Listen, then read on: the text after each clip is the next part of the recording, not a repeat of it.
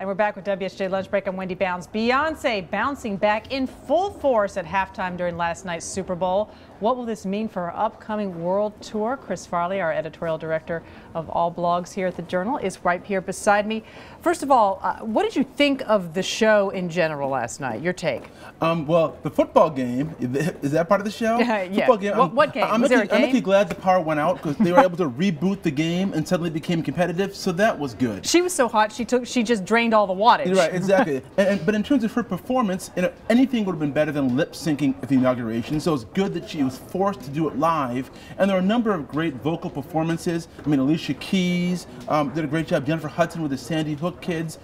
These women really raised the game in terms of vocal performances. But did it compare to U2 and Prince and Diana Ross, some of the great performances that have been done at Super Bowl halftime over the years?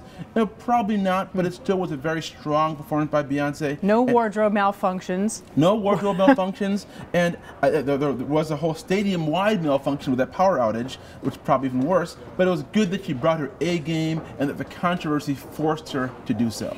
Do you think there was a lot riding on Beyonce? I mean, she is somebody who really hasn't stumbled, doesn't stumble, is generally liked, thought of as a nice person, doesn't have some of these issues other performers do out there. Do you think she had something to prove last night, or is this just something that's just been a little too hyped up to begin with? But I interviewed her years ago, and she is someone with a lot of self-confidence, but someone who's can very easily charm the media. So this was a rare stumble for her.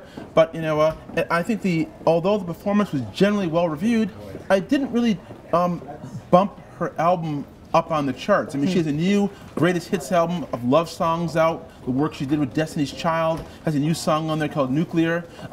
I just checked before I came out here to see how it was doing on Amazon, and it's not even in the top 100. Interesting. So people want to hear her, they want to see her, but they don't necessarily want to buy these repackaged hits with not a whole lot of new material on there. So then I wonder if any of that could carry over to this upcoming world tour that they've just announced. The Mrs. Carter Show World Tour, I believe, is the name of that. Well, here's the thing. If you want to launch a world tour, you want to tell people you can do it live. That's why we saw the a cappella performance in the news conference before the Super Bowl. That's why we saw the focus on her getting this halftime right, because you don't want to tell people before you're launching this big, pricey world tour, you're going to be all over the world in Germany and America, that you don't know how to sing live. We know Beyonce can sing. She proved it in the press conference. She proved it again on stage at the Super Bowl, and now she's going to go out and take her money for this world tour. All right, we'll be watching for that. Chris Farley, thanks so much for being with us.